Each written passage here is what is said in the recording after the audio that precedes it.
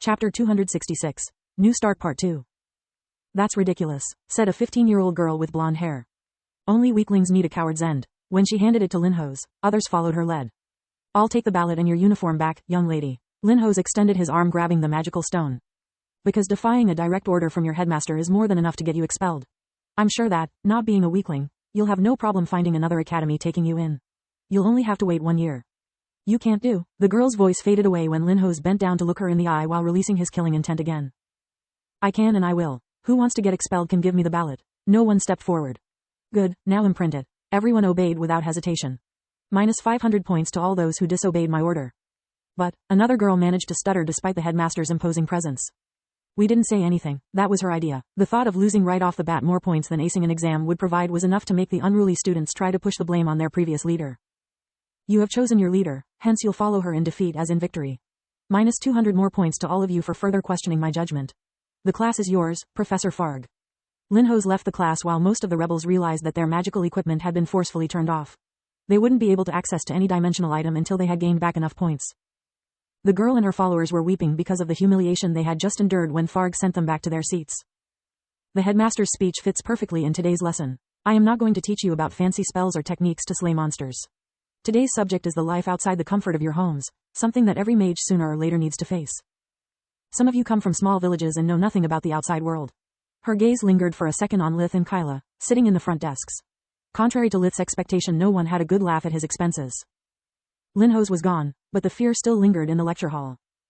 Others come from noble households and know nothing at all. All of you lack the knowledge necessary for surviving in the real world.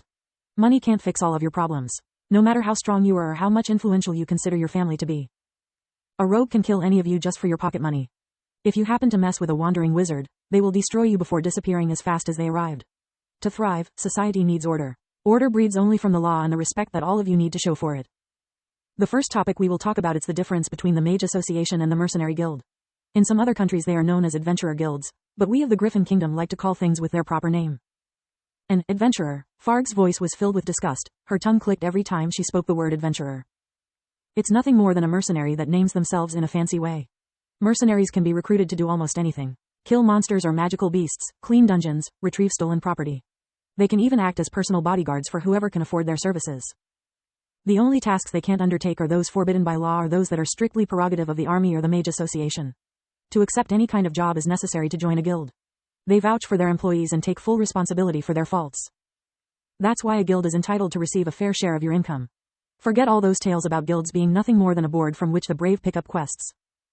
Their rules are strict since their lives are on the line together with your reputation. A guild that is found guilty of hosting criminals among their ranks gets disbanded, its guildmaster charged with the same crimes their underlings committed. So, if you ever want to join one, expect a full background check and a lot of personal questions. Those who fail to answer properly get blacklisted after the first attempt, losing the chance to join any other guilds as well. The Mage Association has fewer responsibilities towards its members but has even more strict rules. The association is the link between the kingdom and the practitioners of the mystical arts. If you want to get a title, lands, anything from the Griffin Kingdom, you need to join the association first. Having attended an academy makes things easier, but getting accepted is rarely automatic, unless you have already provided a service to our country. Just like the guild, the association allows you to take on assignments, but you don't get paid with money for them. Only with merits. The moment you accept your task, you are representing the Griffin Kingdom and the crown alike. Failure is an option. No one will blame you if you are forced to retreat or decide you are not up to the task. Making a mess and giving mages a bad name, however, is not. The association is also in charge of persecuting traitorous mages and hunting down those who abuse their powers. Killing an outlaw mage is worth much more merits than saving a village or capturing bandits. We magic users are the kingdom's backbone, but also its potential worst enemy. That's why rotten apples have to be taken out in a fast and efficient manner. Those who specialize in killing their fellow mages are called spellbreakers and receive the highest honors. Being part of the association is not a right, is a privilege. Its authority will shield you wherever you are. A simple call will provide you backup when in a pinch or make whole medium importance noble families disappear in a single night. It's possible to join a guild and the association both, but it's something that's frowned upon and will cripple your reputation. A mercenary can have as many masters they want to. Money can buy their services, if not even their loyalty. A mage in the association only serves the crown and themselves. Any more is considered a crowd, making them unreliable. It's through your merits that a mage can be recognized as a great mage, an archmage, or even a magus. Those are not just empty titles. They define the depth of your loyalty to the kingdom and how much your country values you for it. Spending merits will never affect your status, only your actions will.